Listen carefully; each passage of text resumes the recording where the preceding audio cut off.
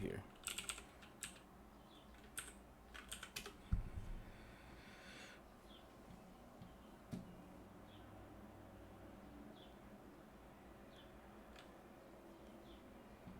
Let's see here. Just let me make sure that I'm able to hear the output.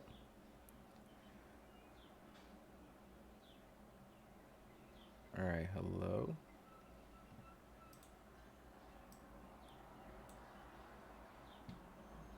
Okay, I think we're good.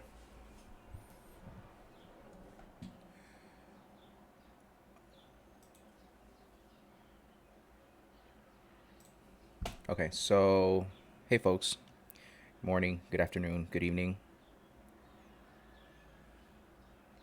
wherever it is that you're tuning in from. Thanks for joining me. Again, we're back for another stream. Going to be talking about stamina, static malware analysis using deep learning, and we're trying to implement it with .NET, specifically using F Sharp. Yeah, so but before that, let's kind of start off. Let's check the news, see what's been going on in the .NET/F Sharp space. So if you folks aren't aware of this newsletter, F Sharp Weekly, it's a really nice newsletter put together by Sergey, and basically it compiles a lot of the stuff that's going around, that's happening with F Sharp, and the events, different blogs, videos, and things like that. So yeah, it's a really nice collection. It's a really nice way to get caught up with stuff. If you were not aware, this past Friday there was a conference, F Sharp Conf, dedicated to F Sharp. And there's tons of talks that took place here. There was a lot of really, really interesting stuff. Some that I found particularly interesting as they relate. I missed the first few, so I still need to catch up. But let's see. Oh, okay. So they're not split up by sections. Okay, no worries. But there it is. So take a look at the timing. Some of the ones that I found particularly interesting. Don's talk was really good, just talking about sort of F Sharp and the ecosystem. This one was really good about the safe stack, sort of what's coming for the safe stack. You know, they were actually all. I'm going through each one and some of my favorites, but they were actually all really good. This one was really nice. Pulumi, if you're not aware of, it's a way for you to basically build infrastructure as code across cross cloud environments. All right. This one was nice by Matthew on a mathematical domain modeling and mathematical planning. I could see a lot of parallels with sort of reinforcement learning and sort of constraint satisfaction problems. So that was really nice. This one was nice as well. Probabilistic programming, touched a little bit upon different frameworks and tools out there for doing this type of programming, right? This one was nice. Talk about software foundation. Talking about the future of .NET. This was interesting. Seeing the F Sharp type providers from scratch. This one was very nice, where James sort of went over talking about his project. He built. It's kind of like if I were to put a name to it, right, it would be something like along the lines of Strava, right? Of course, it's its own unique product, and it has a lot of really nice features and capabilities, and it's all built with F Sharp, right? So it's really nice. This one on ham radio, as a ham radio operator myself, I found this one particularly interesting, and of course, at the very end, there was a Q&A with Philip Carter, the PM for F Sharp on the .NET team. One of the things, if anything, that I took away from this Q&A was sort of the things that we're doing on this stream, the things that we're doing here. It kind of helped validate that, right? If you get a chance to watch it, I highly encourage it, just to get a sense of sort of where F Sharp is and sort of where F Sharp may be going with F Sharp 5. As we've seen, we've explored on the stream, we've explored the Jupyter Notebooks aspect of it, which it's not new to F Sharp, right? You had IF Sharp, and it was a community project that was, it's even what's running behind the scenes on Azure Notebooks. So if you go to Azure Notebooks, F Sharp is supported on that offering, and of course that's free. And the kernel backing that is the IF Sharp kernel, right? That being said, though, now there seems to be some investment. There seems to be some.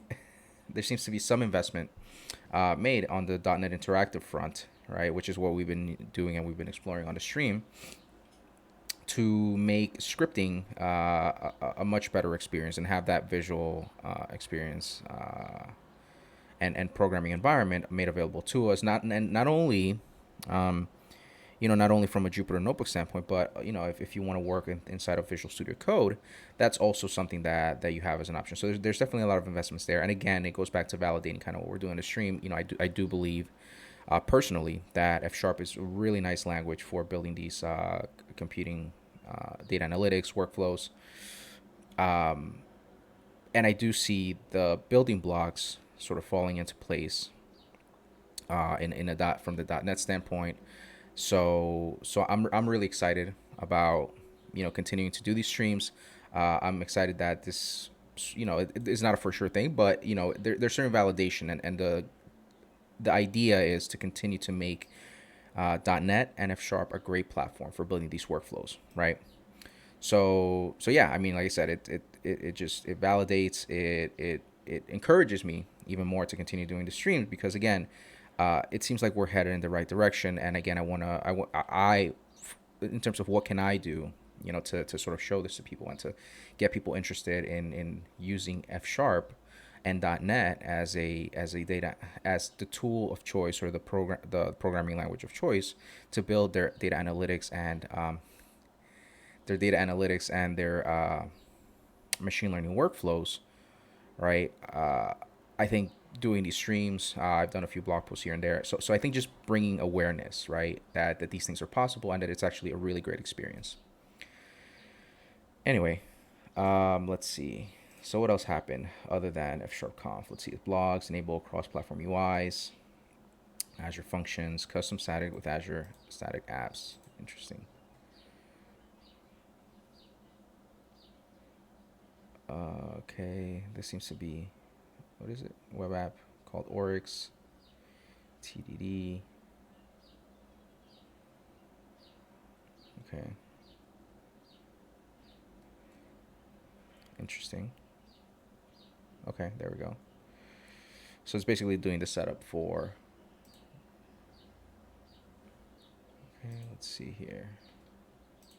What else is going on? Left leaning red black tree, hacking Windows with F Sharp scripts, impure functions. This is actually a really nice blog. I haven't read it all the way through, but it really it's some really nice guidance here from Isaac and the folks at Compositional IT. Okay, let's see. Next, right? So what's going on there? A few GitHub projects. This is the linear programming system. It's pretty cool. HPN Core, Falco. Okay, yeah. There's a lot of really nice things. So if you have time, you can definitely check out again Sergey's blog and look for F Sharp Weekly, and you'll be able to sort of read through these at your own leisure. Okay, so that being said, let's go back to our project. So today I was sort of, hey Daniel, good morning. Today I was sort of thinking about, okay, well, what should we do on stream? Should we start another one of the workshops with Microsoft Reactor, or should I continue sort of plugging ahead with Stamina, right? And again, Stamina, if you folks are not familiar, first time on the stream, it's basically a technique for doing static malware analysis that basically takes an file and it extracts the raw bytes and converts the raw bytes and encodes them into into an image, right? Then you can take that image and use apply deep learning on it to try to classify malware. So in this case, what we're doing is we're using a Kaggle data set, the malware classification that was part of the malware classification challenge. And whenever this loads, and essentially what this data set provides is it provides files that their contents are encoded in hexadecimal format, And there's different classes of malware there. There's 9 different families of malware. So what we're trying to do is we're trying to basically take the files. We're trying to extract the their byte representation. Again, whether this is hexadecimal, whether it's, we don't care what the file contains, because anyways, we're just going to turn it into bytes. And then what we're going to do is we're then going to take the bytes, convert them into an image, and then we're going to train a deep learning model. We're going to be using ML.net and the ML.net deep learning, sort of the image classification trainer, right, to train a custom deep learning model that is based on one of the state-of-the-art deep neural network architectures, right? And we're going to try to build a model that classifies the files into one of these 9 malware families. So where we left off last Wednesday, was I set up a VM on Azure. So this is a lot of data. So compressed, just compressed, and this is all the files, the train file, test file. It is made up of 35 gigs worth of data, right? So that's a lot of data compressed. I'm sure it's even larger uncompressed. So what we did was I went ahead and I set up a VM in Azure, and I set up a hard drive on Azure where I'm going to be storing this data. And we got up to the point where we were able to successfully use the Kaggle CLI and the Kaggle API to download the data, and it was actually really fast. So what we're going to want to try to do now is we have this project, right? Stream projects. So we have some code here where we're doing some testing locally, and that's in the stream projects stamina directory. And we had written some code here in F# that did a few things. It basically took all the files from a directory, and then it went through all of the files. It got the binary representation of that file. It set the dimensions of the file, the height and the width. And then it just created an image, and it saved an image version of the file, right? So that's what it did.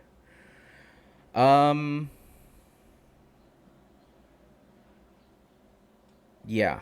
So now what we're going to try to do is we're going to try to take this program or the script, and we're going to try to use it not with random files. So in this case, what we were doing is we took the PDF, which is the white paper, to test things out, and we had this binary TXT file that all it has is this text. And if we go over here and we take a look at sort of what one of these images might look like, right? I believe, yeah, this is for the PDF, and you can see that this is what that file converted into an image looks like, right? So this is essentially what we're trying to do. So with that being said, let's go ahead and let's try to log into the VM. And after that, we're going to try to sort of see how we can set up this program, or how we can modify this program so that we can then start using it on the data set from Kaggle. Okay, so I forget. First of all, let's start off by opening our terminal. And I forget what, I should probably write that down somewhere, what the address is for the VM that we set up. So let's see. Now the VM that we set up, it's not as powerful. It only has 4 gigs. It actually has two CPUs, I believe. And so in terms of RAM, it's not very powerful. We only got 4 gigs of RAM, which may sort of process data a little bit slower than we might want to. But that's okay. So we can validate our idea on this smaller instance or the smaller VM. And because all our data is stored inside of a inside of a hard drive that we can just mount to any VM. The nice thing about that is if we decide, hey, this is taking too long or it's not going to work for our needs, we can just scale up to use a more powerful VM, and then from there we can go ahead and use the data that we already have stored in our hard drive to do the analysis and to train our model. So as prototyping, we'll do this on the smaller VM, and if it really doesn't work for our purpose, which I suspect that it won't, we can switch to another probably more powerful VM once we know that for the most part our scripts will work. Okay, so let's see, try to find the VM here on the Azure portal. Let's see. Stamina, stream stamina, research group. Okay, let's put it here.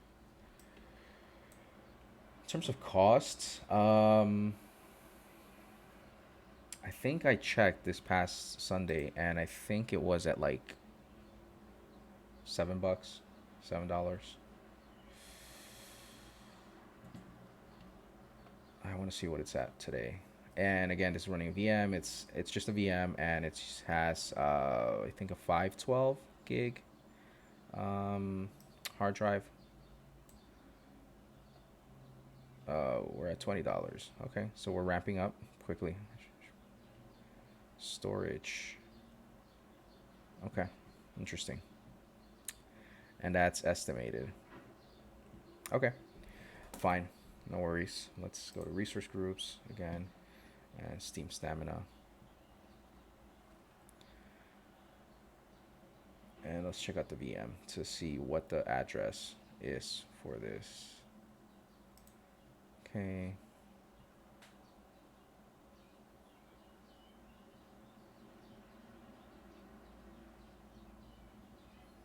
I guess it takes a while because I'm streaming and pretty much a lot of my bandwidth is taken up by that. Okay.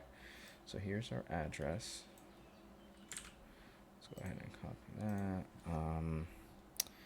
And then we're gonna save. Okay. All right. Awesome. And if you remember, we had a tmux T data download. So we had a tmux session open, and what I did over the weekend was I just I tried to download and basically extract the test data set.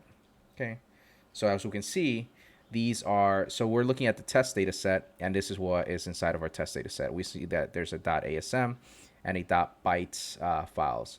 So I don't know which one we should be using. So let's take a quick peek, for example, at this one here. I actually don't know what the data looks like. Let's see. Okay, this file has been generated.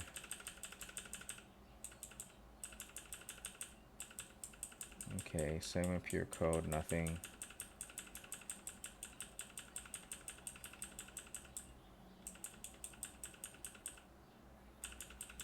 Okay. What does the bytes one look like? There we go. I actually don't know which one I should use though. Let's see. What does the Kaggle data set? Let's take a look at the description here. Okay. So positives half terabyte compress. Okay, compress. Smallest file size possible. Note that the rules sharing. Okay. Provided with a set known malware files representing 9 different families. Each malware. Okay, uniquely in class, identifier. Okay, move along. For each file, the raw data contains hexadecimal of the file, binary content without PE header. You're also a metadata manifest, which is a log containing various metadata information regarding from the binary, such as function calls, strings. IDA disassembler 2. Your task is to develop a mechanism for classic files to test and respective family affiliations. Okay, so I'm gonna assume that the byte is the binary and the other one is the metadata. So the ASM is the binary, and they use this, what is it? IDA disassembler tool to get that. Okay, so now our job is going to be, let's get our code onto the VM. Okay, so do we have Git installed here? Oh, Git. Okay, let's see. Yes, we do have Git. All right, so okay, and we're in the home directory. That's fine. So let's see. Okay, so we're here. What we want to do is we want to be able to copy this over or clone it. All right, so we want to clone this, and I want to do that inside of the VM. Git clone. Yes. Okay. Cool. All right. So what we want to do now is, now I could use Emacs or Vim or any of those other tools to work here, but I might not be as effective. So what I'm going to try to do is I'm going to try to use the Remote SSH extension inside of Visual Studio Code to try and get the code that's on the VM inside of Azure. Inside of Visual Studio Code. All right, so let's take a look at that. Okay, cool. Remote WSL. Nope, that's okay for now. Okay, what do I want to do here? Remote SSH extension, is this it? Yeah.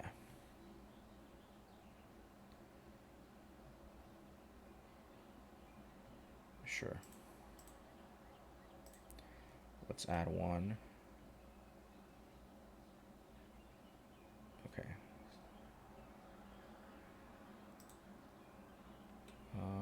It's taking a little bit of time. Just bear with me.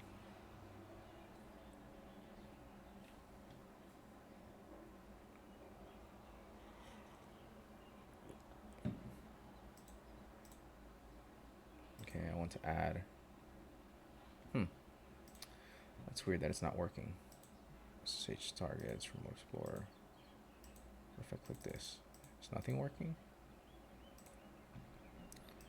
Let's click an update maybe. Oh, there we go. Okay, fine. So let me add another one.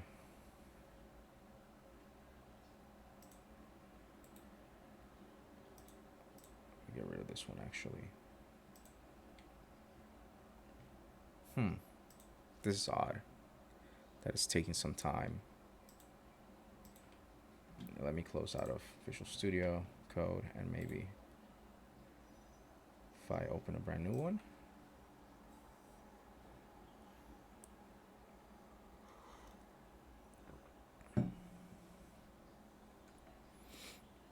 So how are you folks doing today so far?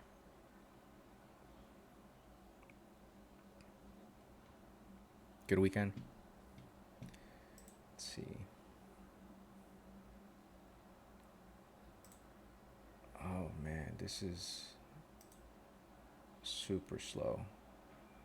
Short weekend? How come, Daniel? If you don't mind sharing.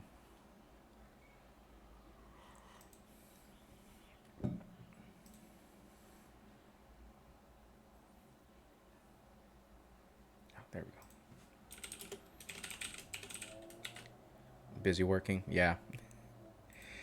Yeah. I saw that you were making a lot of contributions to the MLOps.net repo. I saw that you're sort of taking on a lot of the sort of the local experience or the SQLite experience, which is pretty cool. And yeah, time definitely flies when you're hopefully having fun coding. Sure, do it.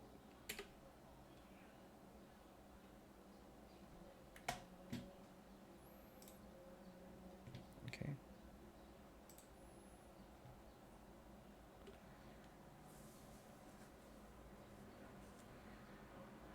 Yeah, I mean, you were definitely you definitely made a lot of contributions to it. So, but no, that's good.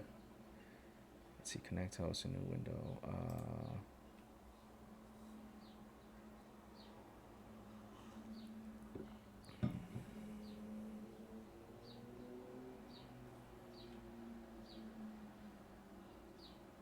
All right. So now we are connected.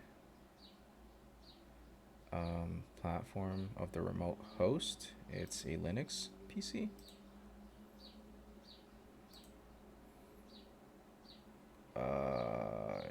Yes, continue.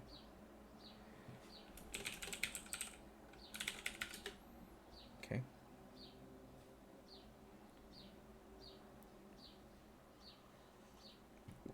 All right, cool. I like it. So let's see.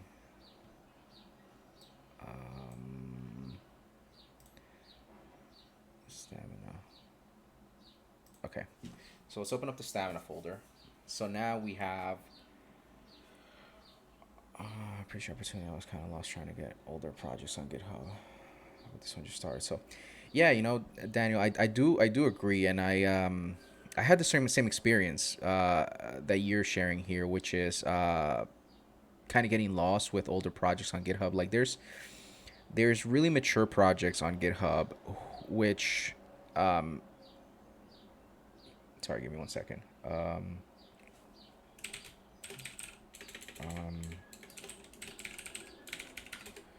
so yeah, it can sometimes be these really mature projects on GitHub and contributing to GitHub. Sometimes, I think that's always a question, right? Like, how can I like people? I think people in general, or some people in general, definitely want to contribute, especially to projects that they're very passionate about, right? Like, kind of like, I saw that you were sort of encouraged to contribute to the what was it, to Dotnet Interactive, right? And use your formatters. Um, and it's really cool, and the projects that you're very passionate about, you definitely want to contribute to them. But at the same time, it can be a little bit daunting, a little bit scary, and a little bit confusing in terms of how to get started. And unless you have maybe somebody who's been a little bit longer with the project, kind of hand holding you at least the first few times, or that as long as the community that is contributing to the project is very open and welcome, it can be a little intimidating. But projects like this one, that they are just starting out, and you can kind of get on from the ground floor. It gives you that ability to better understand the design decisions that are going in very early on, and really understand like what each of the pieces is doing. Yeah, yeah. They're thanks. Yeah, I mean, I don't, I won't take credit in that one, but yeah, no, absolutely. Like it is, and having people that are encouraging and have people that are welcoming, right? It goes a long way. And but yeah, I agree. And not every project is like that, and that's okay, right? Like every project has their own community, they have their own standards, they have their own way of operating, if you will, right? So it's just a matter of finding those projects like that work for you, and if something doesn't work, or you have suggestions for projects where you feel that it might be a little bit daunting to contribute, or maybe the contribution model is not as inviting for newcomers, right? Maybe there are suggestions that could be made there, right? One of the issues could be like, you raise an issue on the GitHub and be like, hey, how can we provide suggestions on how it can that experience could be made better. But yeah, no, I mean, thanks for contributing to it, and the MLOps.net project is really cool. It's really interesting. It's really exciting to see all the people who are contributing to it, right? Like it's really picking up steam, and that's exciting. And there's a lot of there's other solutions out there, but there's none specific to ML.net. So being able to provide a solution for users wanting to live within ML.net, it's really great. Yeah, I mean, so yeah, Twitch is interesting. And I have a lot of theories as to, viewership and things like that. Um, in terms of Twitch, right? Like, so I'm not sure what time is it where you are um around now. It's definitely in the afternoon, I believe, right? Um, but for me, right, it's morning. It's 10 a.m. and it's when folks are probably at work. I mean, I yeah, 4:30 p.m. Yeah, so it's a little bit later in the day. Here it's just starting out, right, and most folks are probably at work or they're it's a Monday. So folks got other stuff to do. Yeah. But yeah, yeah, absolutely. Um, and I wonder because I've seen some streams that are like later on in the day and they get really good they get really good traction and that's if you're strictly targeting like a US audience, it's that's okay, right? Like but if if for example the time that I do like it's 4:30 p.m. for you, um it's the time itself, it's not too bad for me in terms of it's in the morning, and I think I can reach a broader audience, if anybody wants to tune in. It allows them to do so right at some time that may be more convenient to them. But yeah, I mean, I think that comes with the community, right? Like building. Hey, how's it going? I think part of that comes with building a community, building a support system of people who are passionate. Sharing, sharing with others, like, hey, like I've been watching such and such, and it's been really interesting or whatever.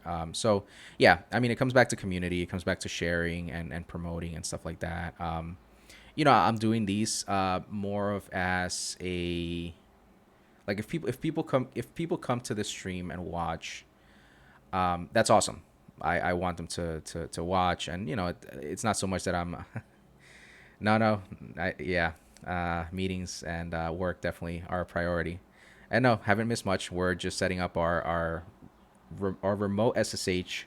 Um, we're missing our remote SSH extension here to talk to our Azure VM client.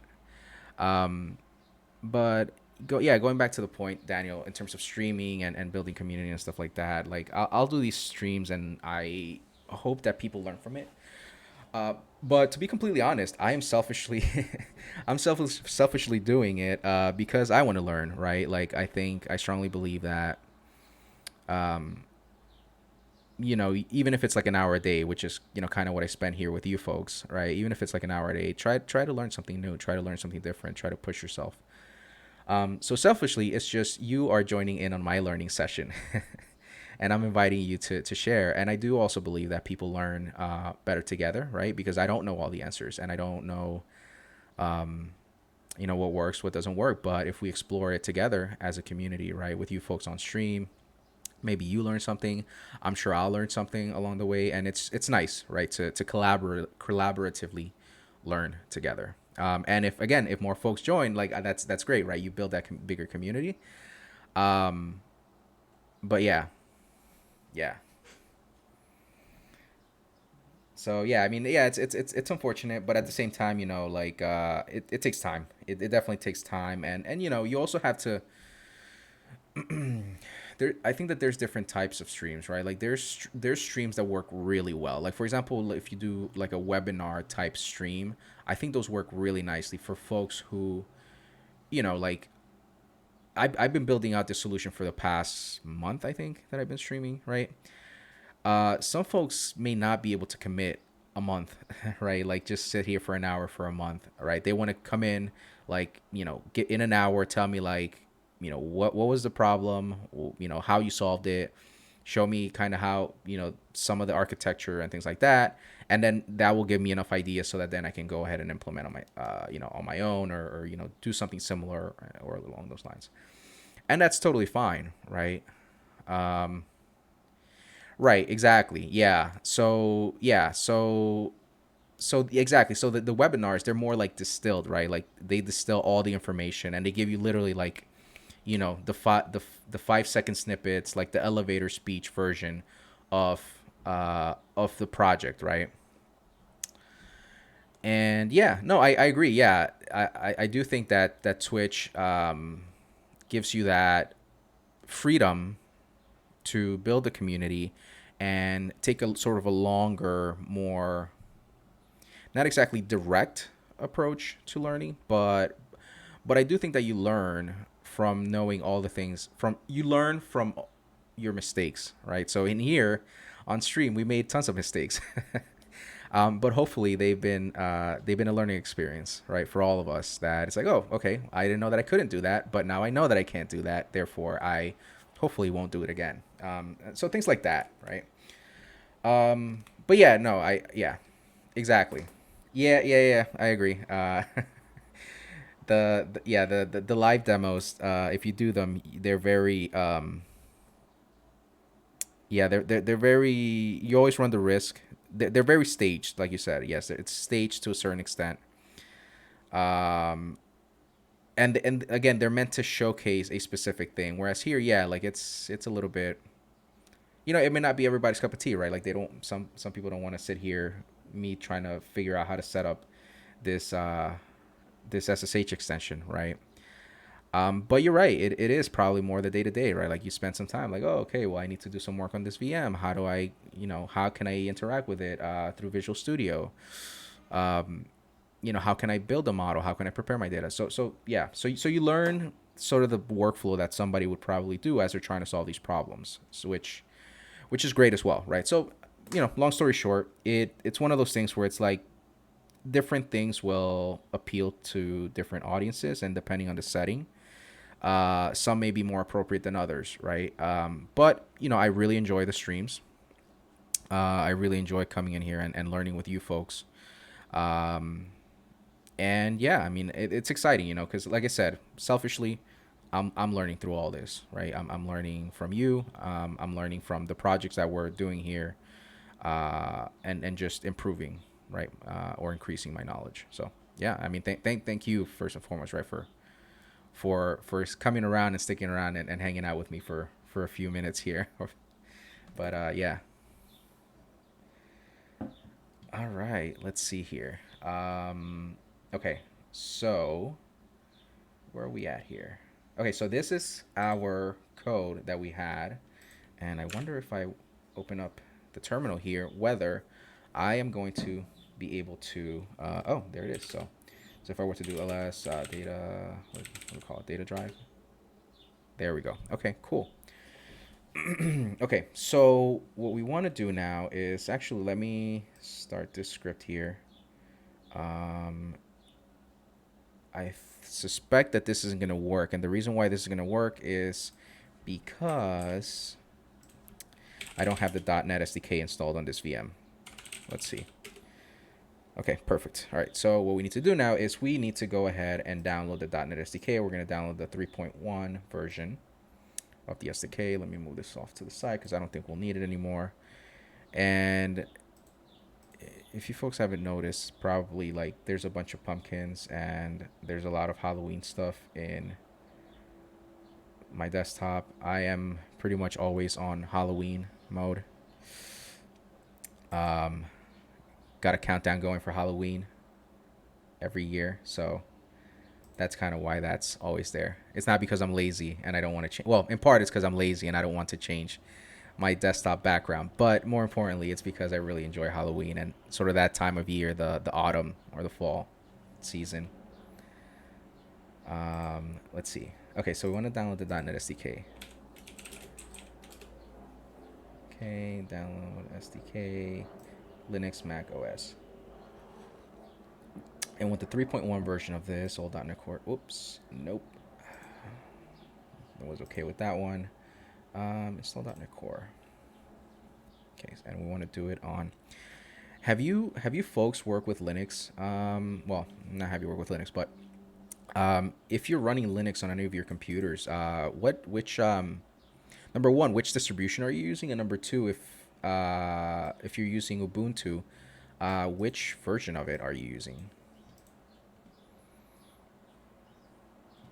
And then of course SDK. All right, so let's go with this. Let's probably just install it here. Oh, no. That's not what I wanted. Crap. I wanted 1804. Fedora. Yeah. Fedora, it got acquired, didn't it? Like Fedora is now part of, well, Fedora, Red Hat, and Red Hat is now IBM, I think. No?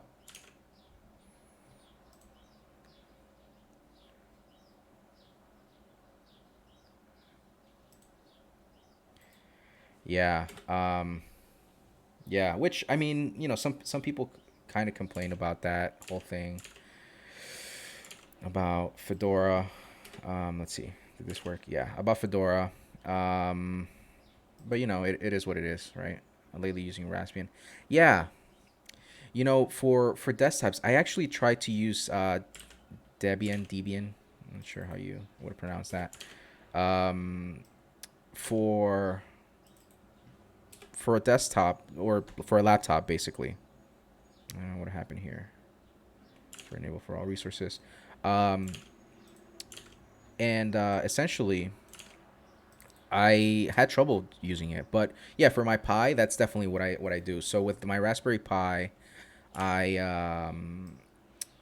actually do I have so the reason or why I have a rasp or one of the reasons why I actually have a few pies lying around, but the main one that I'm in hasn't isn't used now is for what's it called? I use it for Pi-hole. Have you folks heard of Pi-hole? It's a really neat feature or neat product software. All right, see, there you go. Learning all the time. So Pi-hole, if we okay. So Pi-hole is this really neat tool, and so what you can do is there's two things that you can do. So you can set it up, right, as you kind of set it up as your DNS server, right? And what you can do is you can set up your computer. For example, if I have this computer, I can tell it, hey, for your DNS lookups, um, use this server, which could be like the Raspberry Pi that's running locally on your internal network, right? And what it will do is it will sort of it will have a list of domains or it will have a list of names or domains that it knows, like, hey, these things are typically advertisements or spam or whatever. And if you find one of those, what Pi-hole is going to do is it's going to try to block it. So it's kind of like an ad blocker that you're setting in, but you're sort of doing it at like the DNS level, right?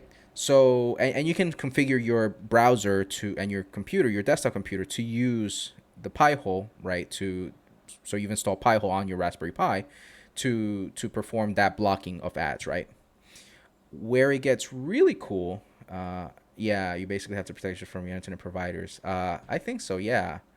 Um, in the U.S., it's more important than in Europe. You basically have to protect yourself from your internet providers. Yeah, it's possible. I mean, I do it. I will selectively use it because some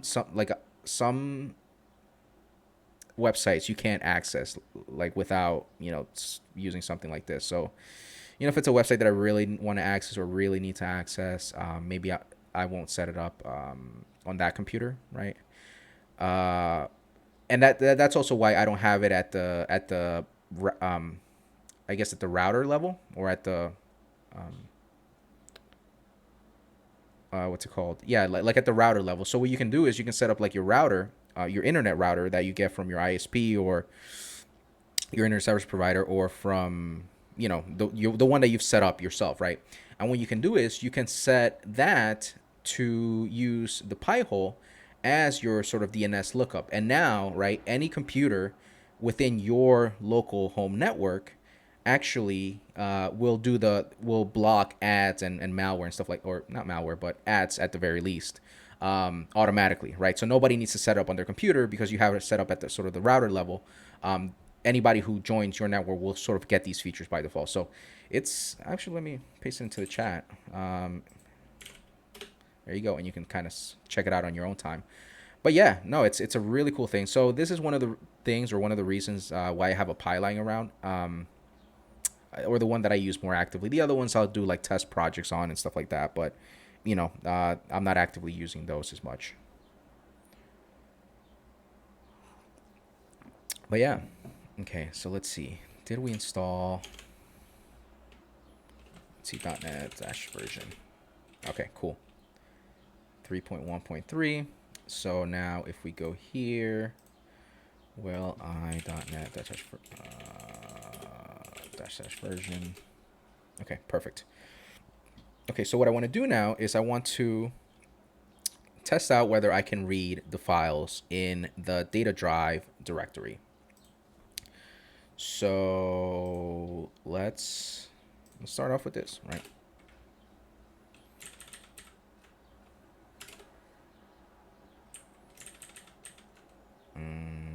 Interesting. Oh, I didn't know that. So what I was trying to do here, I was trying to use Ionide on this remote server, right? But I guess because I'm on this remote server, I don't have all of my extensions installed. So let me see if I can install Ionide. Oh, there you go. See, so that is interesting. That is so interesting. I did not know that. Yeah, there you go. See, I'm telling you, this thing, it's always a good learning experience. Let's see if it ever decides to show up. Ionide.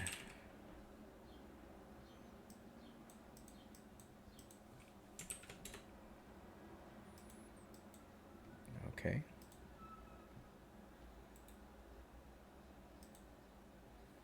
Man, this is taking a really long time.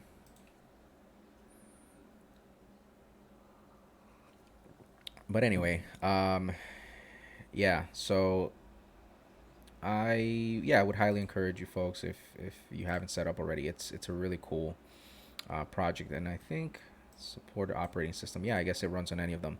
Um, there's this other Daniel, kind of going back to distributions and stuff like that for the Raspberry Pi. There's this other one. What's it called?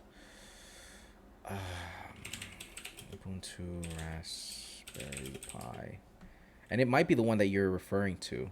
It's not Ubuntu Raspberry Pi. Is this the one that you're talking about? Ubuntu Mate, Ubuntu Mate, or which my understanding is that this is like a really really slimmed down version of Ubuntu, strictly for the Raspberry Pi.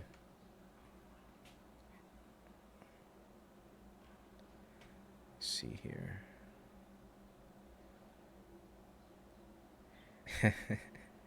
you know, yeah. So I honestly don't know what the Windows 10. I know that there's investment in it, and like I said, I'm speaking as an outsider right now with sort of the Microsoft hat on. Um,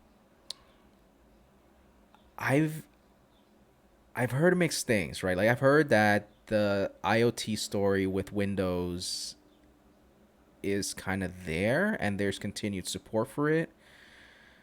But at the same time, like on the tooling side of things, I don't know if that's true. So like I know that there used to be one. Yeah, I know that there used to be one. I think that it still exists. I just don't know. Yeah, I just don't know what that story is yet. Like if it's continued, or if, sort of, Azure is the way to go now, and sort of use that instead to deploy and build IoT apps. That's actually a really good question. Um, and I don't know the answer to that, to be honest. Uh, and is it the lightweight version? Yeah, Ubuntu Mate is definitely the lightweight version. But yeah, I don't know. Let me see. Windows IoT. In the meantime, did this thing? Sorry to keep flipping back and forth.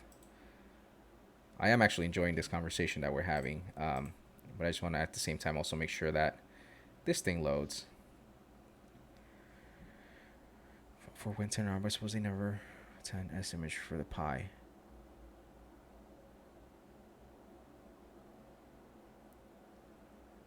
Yeah, so would it make sense as a dev board for Windows 10 ARM development produce full Windows 10 images? Yeah, so they never they never produce Windows 10s images for the Pi. You're certainly right. They did develop. Let me see if I can find it here. They do have. Let's see. Read the blog post. When is this from? This is from November, from October of last year. World of IoT, AI, and ML. Windows 10 IoT Core. The other thing is that I'm seeing is that yeah, there are a lot of boards that are actually supporting Windows 10 on ARM or the IoT Core set of tooling. Um, but I just maybe like I said, maybe it's because I'm not in the space enough that I'm like in tune with everything that's going on. Um, but I also don't hear a lot about it. So yeah, I don't know. I do know that there's a lot of support. Like there's a lot of boards. Like if you, there you go, hardware guidance, right?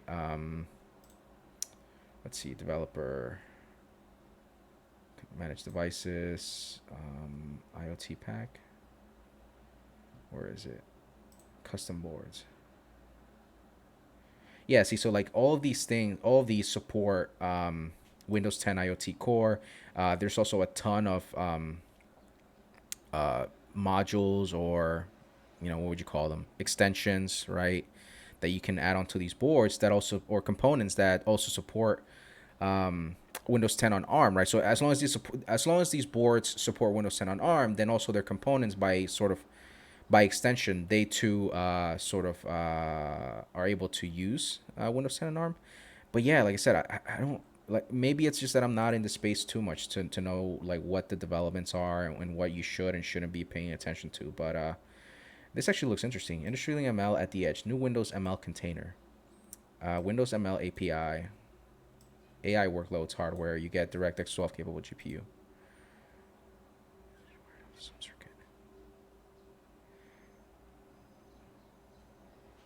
Yeah, that would be. That's actually a space. I don't know if you're gonna be able to see it. That's actually something that I do honestly want to get a little bit more into. This past weekend, I don't think you'll be able to see it. Made this very very complex uh, connection.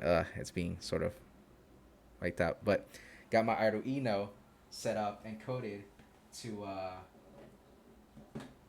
basically replicate a stoplight, which pretty sure I could make a few bucks out of that and get a startup going just to hook up stoplights with Arduinos. But but in all seriousness though, it's fun. It was really fun. IoT is not a space that I'm too familiar with yet, but it's certainly an area that's constantly growing, right? And what's particularly interesting is kind of what you're saying, right? Where AI deployments at the edge, right? AI will eventually. I mean, it's already happening, right? It's coming to the edge, and boards are becoming more and more powerful to be able to support these workflows and these workloads. So, so yeah, I mean, am I gonna become an expert in IoT? Probably not. I mean, it would be nice, but probably not. Um, but at the very least, it's important to be knowledgeable of it because you know that eventually ML, that's where it's going to go, right? It's going to go to the edge. It's going to allow you to be able to deploy your applications, right, at the smaller scale. And it's happening, right? Like it's happening with ML.net, right? One of the sort of hero stories, right, is how folks were able to hook up sensors to and get sensor data to help with the roasting. I believe it's roasting of hazelnuts. So yeah, that's a way that they're using IoT and ML.net and machine learning, specifically ML.NET, to build these applications, right? So you are going to see more and more of these scenarios happening. And why is this not working? Let me log off of this and let me try to open it again. Connect. Yep, let's connect to a new window. All right, extensions. Forget.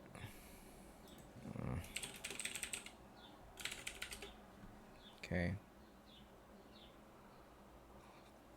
I have terrible security practice. I should probably be using SSH keys to do all this instead of having to type in the password every time, but I'm also lazy. Actually, the fact that I have to type in a password every time is not lazy. Lazy would be if I set up SSH key so I wouldn't have to type a password. Anyway, what is going on here? Why is it taking such a long time?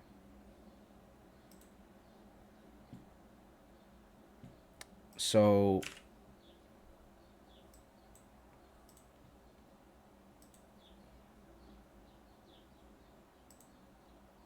all right, you know what? Let me open the folder. Let's risk it. Let's see if we can debug on this thing. So stream projects, stamina. Okay. Let's see if we can get the debugger. Oh, we can't get the debugger working because we don't have Ionide installed. Well, I mean, we can get the debugger working because we have .NET, but I would like to be able to use the Ionide debugger. Not that it makes much of a difference, but we'll see here. Okay. Are you still doing your thing?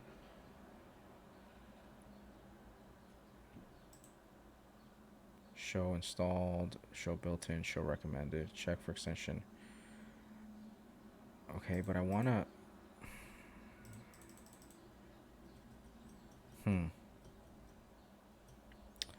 I wonder why it's not working. You try pulling 99, I'm sharp. Yeah, that's exactly what I was thinking of doing at this point because this is taking too long. And I'm gonna go out and say that maybe maybe it's stuck looking for extensions because it can't make a connection. It can't make a connection out, like an outbound connection, right? Like there's only certain ports that are open and certain things that are open on these VMs by default, right? So what I'm gonna guess is happening here is it's like it's looking, right. It's trying to contact out to the server wherever the extensions directory is, and it can't make that outbound connection because it's like closed down, right? That's my guess. I don't know. Could be completely wrong, and I'm just totally talking out of my behind, and but I'm gonna guess that that's probably what's going on. So yeah, that's a really great idea, and that's actually what I was gonna try next. It's like let me just pull the v6. Let's see how we can do that. I've actually never done it either, so another opportunity for us to learn together. Let's see. Ionide, F sharp.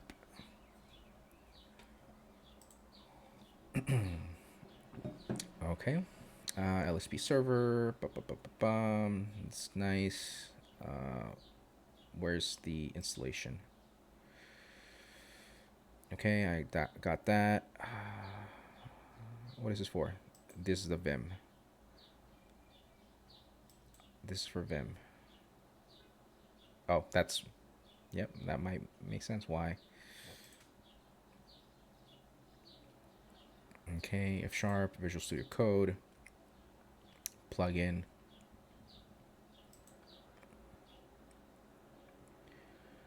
Extension, plugin activation.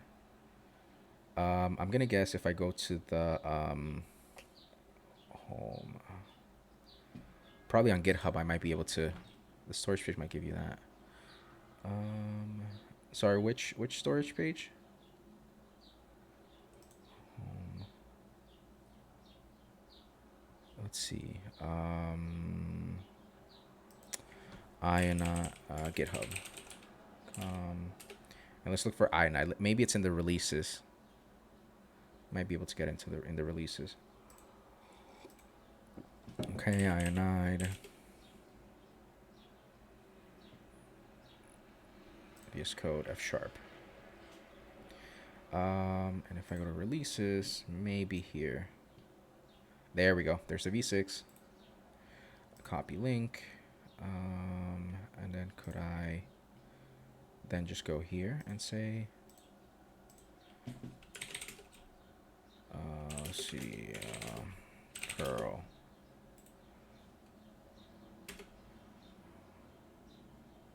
You are being what?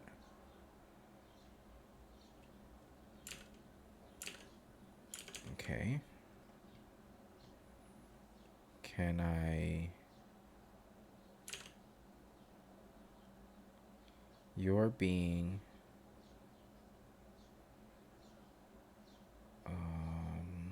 redirected. So what is it?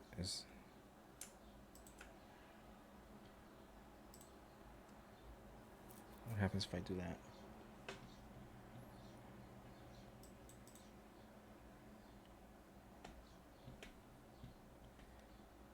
Why is this not working? Why can't I just like pull the v6 just like that?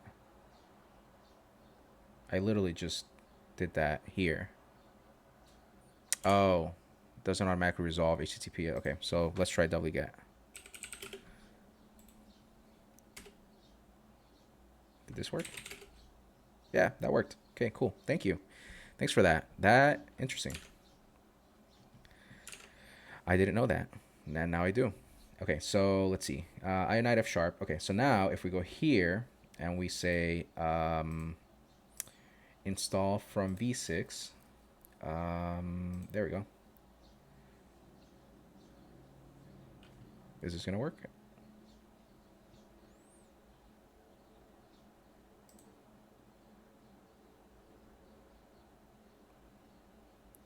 Let's see.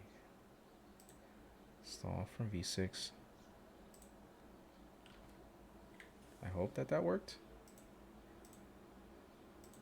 It still says no extensions found.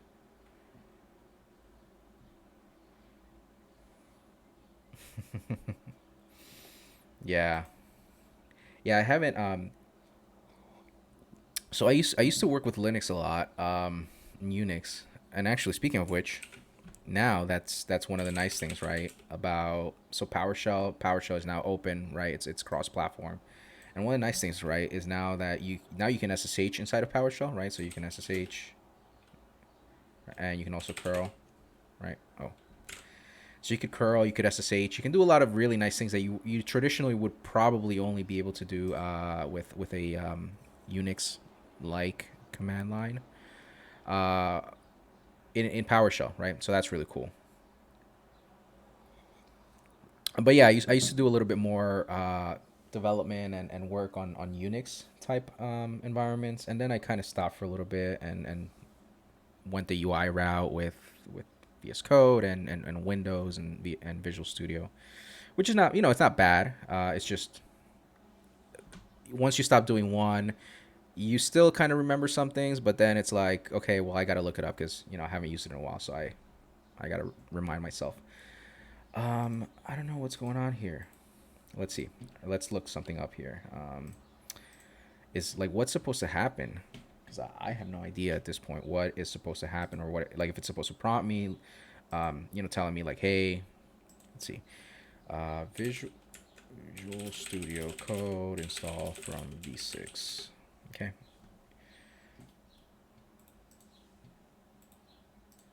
Offline, managing extension Visual Studio Code. Okay.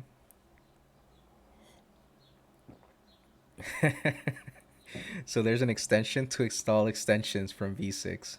Nice. Okay. That's cool. Okay, download extension. Install from v6. Yeah, but like, is anything supposed to happen?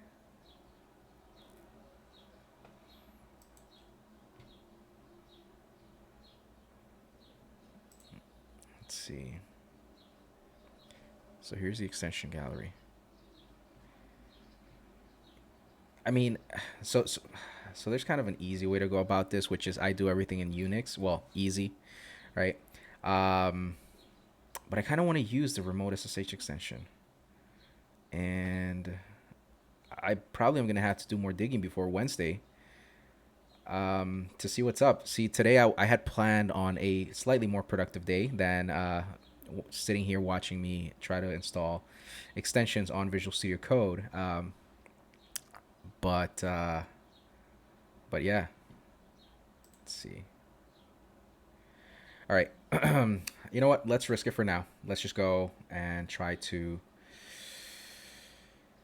Um, where are we at? Program. Oh, actually, you know what? I could use the .NET SSI. Okay, perfect. All right, so I apologize for sitting around for a while, but let's kind of just go this way. Let's do it this way. Okay, so if I were to do source directory, where are we at? Okay, home Azure. Okay, so what I want to do is I want to do this thing.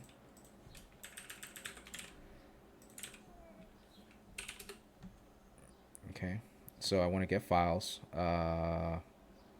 Where though? Get let files equal to get files. And it was called data drive. Let's see, what did it look like?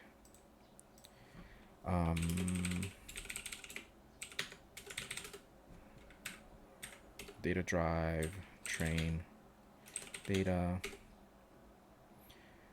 Okay, so there's the train, and then there's train.z. Okay, and I only want to get the files, so cool. I want to also add here ext is equal to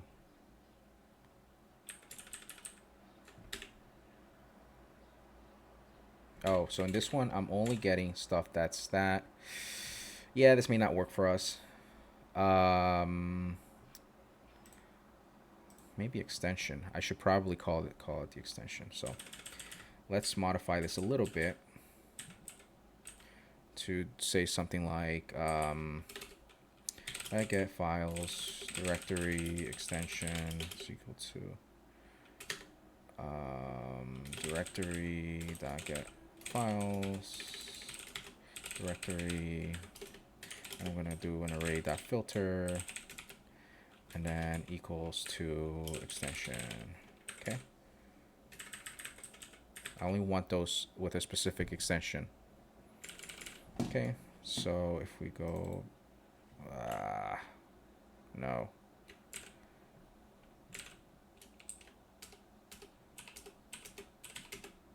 Okay, fine. So what I want to do now is I want to say directory get files from the directory. Okay, this works. So what I want to do now is I want to tell it get files data train data. Okay, data drive train data, and I only want those with the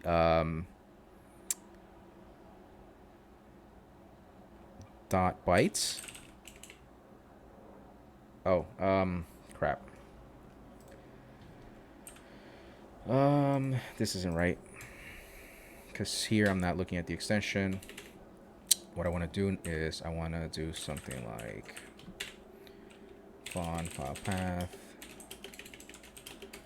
and what I want to tell it is I want to tell it let ext is equal to path dot get extension file path, and then let's make it if is equal to extension. Okay. Yep. All right. Better. All right. So now, now I do want to do get files. Let files train files equal to get files data train data dot bytes. What's going on? And I think I know what's gonna. Cannot find part of the data train data. Oh, that's why it's data drive. Awesome. I like that. But now what I want to do though is I want to be like,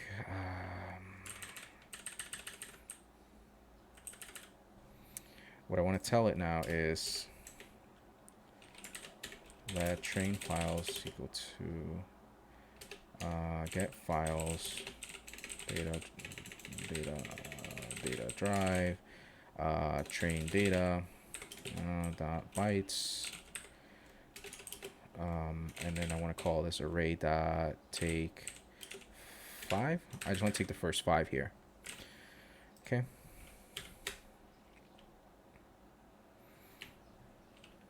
All right. So this is a little annoying, so I do apologize for that, but I mean, you know, we're kind of working with what we got here, since the extensions don't want to work. It's still not working, but that's all right. We'll make the best of it. So get files of specific extension type, and this one get the first 5 files with .bytes extension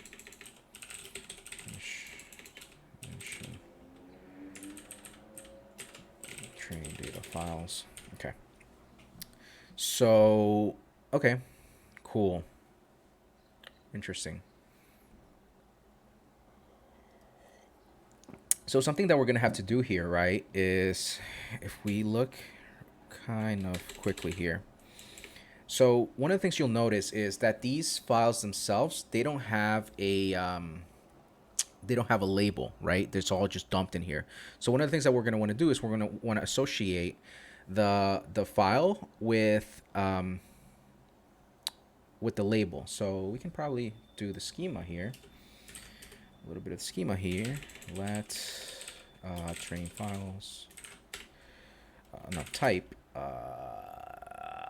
I don't know, data input. Let's call it this.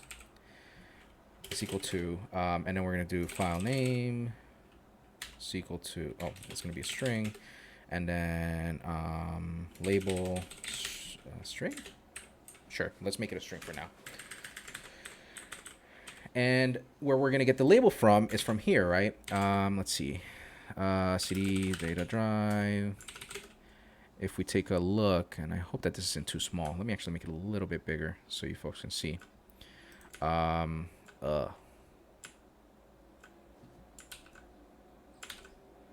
right, that's not working.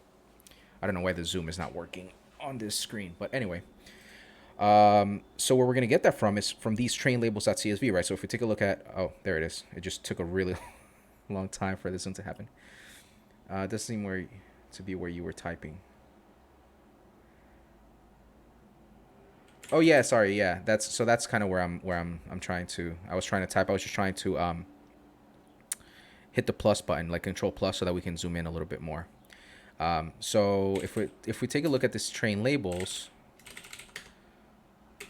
we can see that there's the file name, right, without, or an ID, you know, whatever you want to call it, without the extension, and then you have the label, right? So what we're going to want to do is we're going to want to associate, well, actually, no, we can just read the file, and we know that it's going to be the bytes, so, yeah, okay, so,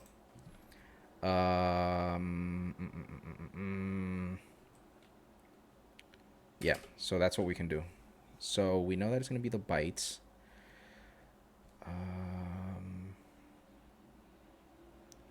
The thing is, yeah, so if I wanted to do let training data is going to be equal to get file, no. What I want to do, I'm going to do file dot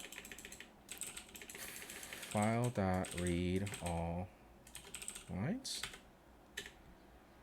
Yeah, read all lines, and file name.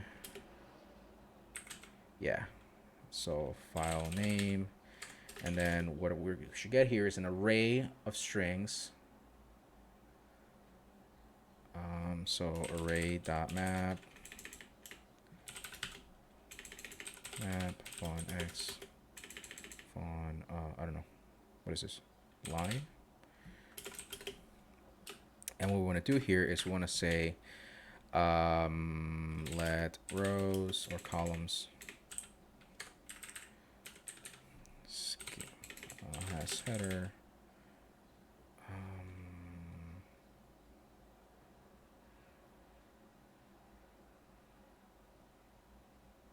Can you do default arguments? I think you can.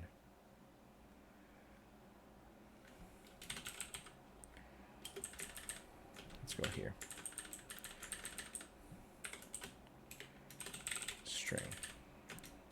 So what I want to do here is I want to basically read off this thing here, right? We know that it's going to be the bytes that we're going to use. And we already have the class, so we want to get it into this format, right, where we have the file name and the label. This is kind of what we're going to need. Well, do we need it just yet? No, because we need to pre-process it first. We're going to need this eventually, but for the time being, let's just go with this for now.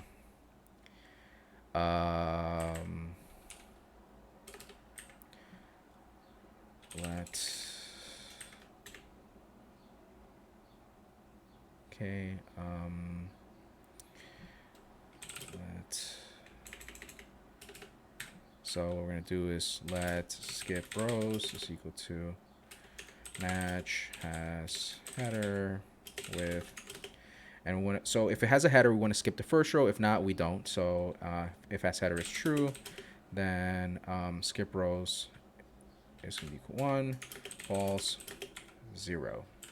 Okay.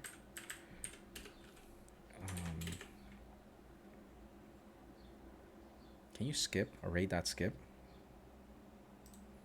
Is there an array.skip in F#? Skip.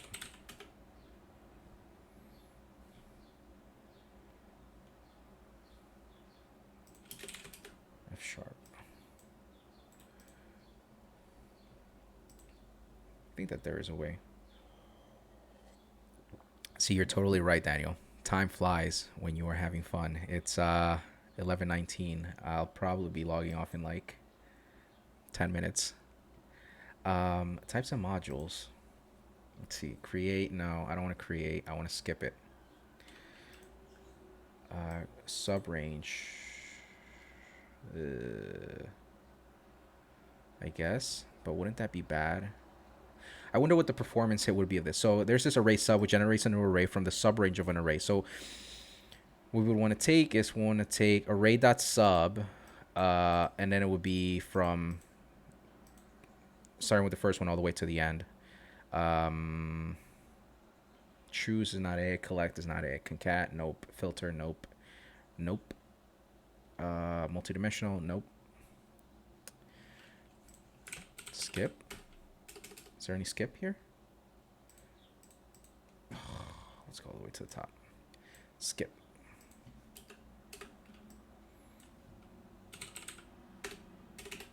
I don't know. Take.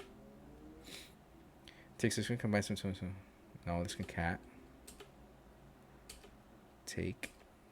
Searching. This is not what I was looking for.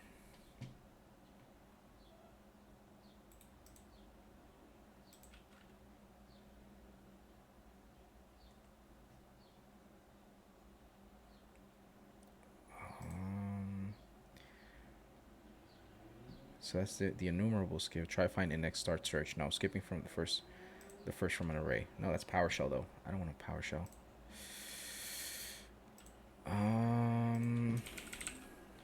Sharp array.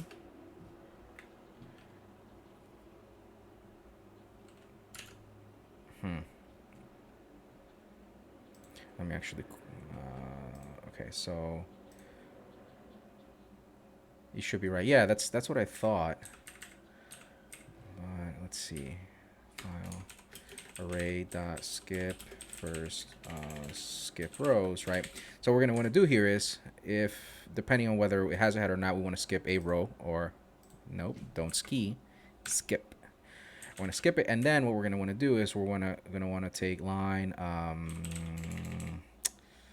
We're going to want to tell it let calls equal to line dot split, and what we're going to do is we're going to split it based on comma because it's a CSV. Okay, and then what we want to do is we want to return a new and improved. What is it? File name. Name is equal to sprintf %s dot bytes, and what do we want to call it?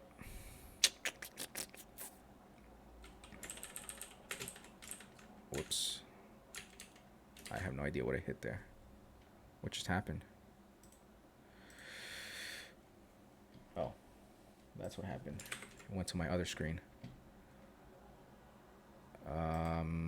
I want to call it spot path dot join. And what do I want to join? We want to join calls data drive with what?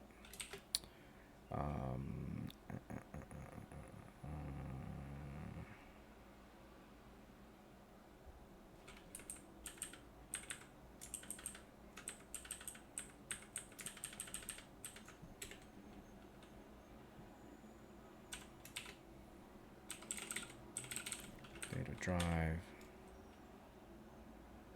This might not be the best way to do it. Let's just go with this for now. It's probably not the most performant way to do it, but that's okay. Data drive / whatever s dot bytes. Okay.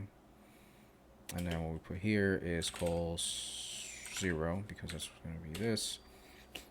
And then our label will equal to calls 1. Okay. All right. I like it.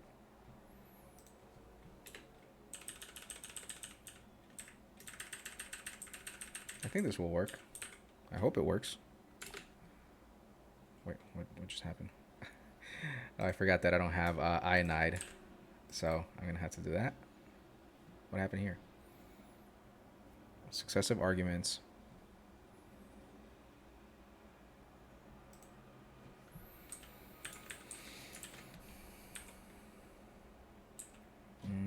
Sprintf successive arguments.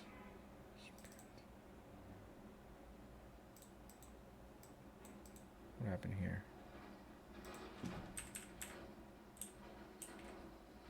Next operator and F sharp is different. Oh, yes. Thank you. Yes, it's the dot. Dot. Thank you. Yeah. Silly mistake, but yeah, that's what happens when you kind of go back and forth between languages. It's like little subtle things. Yeah. Wait, what? What is it? Unexpected identifier file dot read all lines. I thought that.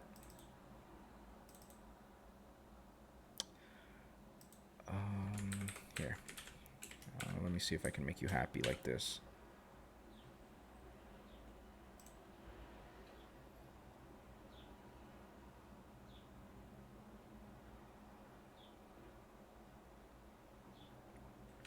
Okay. It should be. I mean, that's kind of how we work with these, with the get files. So it should be. But I think what it is the tuples. Like sometimes like it wants you to sort of go the C# route of doing things, by passing in like as a kind of like as a tuple. So let's see if this one works. All right, fine. What happened here? All right, let's try this. Boom. Okay. What is going on? Let's see, file read all lines, fun line, skip rows. Okay. Why don't you like this? Control C. There we go. File name is not defined. Oh. Oh, that's why. Okay, there we go. So now, please tell me that you're going to work. No! This value is not a function, cannot be applied. Did you intend to access your calls.index instead? Oh, I thought I did this though. All right, fine.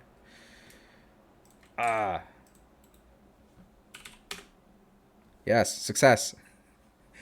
All right, so now what we want to do is we want to tell it, what is it? Training data, and we want to call data drive slash what? Data drive slash train labels.csv, train labels.csv, and then skip rows. Oh, this was going to be true. Okay, and then we let train data is equal to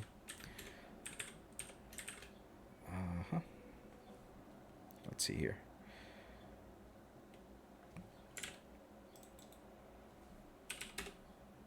Yes, success. No, not success. We got this thing here now, which makes sense. But at least we're heading in the right direction, right? It's got the quotation marks. Okay, fine. But we're heading in the right direction. Now, we're not going to need... wow, excuse me. We're not going to need this quite yet, right? So this is going to come in handy once we're ready to process the JPEGs, right? So once we've converted our bytes files into JPEGs or PNGs, whatever format we choose, that's when this one's going to come in handy, because then that's what's going to allow us to sort of get the IEnumerable, if you will, right? Yeah, I guess the IEnumerable. That's going to allow us to create our data view, right, for training our model. But it's nice that we got this one working, but we're not going to quite use it just yet. Okay. What we do want to use now, so let's see. What's this one's going to do? Let's see. Create data input by using CSV with file name and label. Okay. All right. So, oh man. Okay. All right. I wish I could keep going, but I do have to log off. I have things. I'm gonna try to figure out in the meantime how to do this thing here. I have no idea why it just hangs even after we installed it with a installing it from a v6. It's still like not liking it. So I'm gonna try to figure that out. But I think this is a pretty good stopping point. We were able to hook up our SSH extension, or we were able to hook up our remote SSH to, we were able to hook up our VM in Azure to our remote SSH extension in Visual Studio Code. What we were not able to do was we were not able to use the iNight extension to achieve this, right? The other thing that we did was we sort of wrote some functions here that are going to allow us to get the data that's in the bytes files that are inside of this data drive, right? Which is what contains all of our training and test data. So next time, what we're gonna on Wednesday, we're gonna try to do is we're gonna try to hopefully get INI working. Number one. Number two, we're gonna try to modify this program.fs file so that it's able to read the files that are inside of this data train data folder. And what we're gonna want to do is we're gonna want to do it on a small subset of the data, because we don't want to like, you know, process thousands or millions of these files, you know, at a time. That's going to take too long. So we want to prototype with a subset of the files, and then we're going to sort of take it from there. So, yeah, thanks for joining. I'll be back on Wednesday, same time, 10 a.m. Eastern Standard Time. And, yeah, I'll talk to you folks Wednesday. Bye.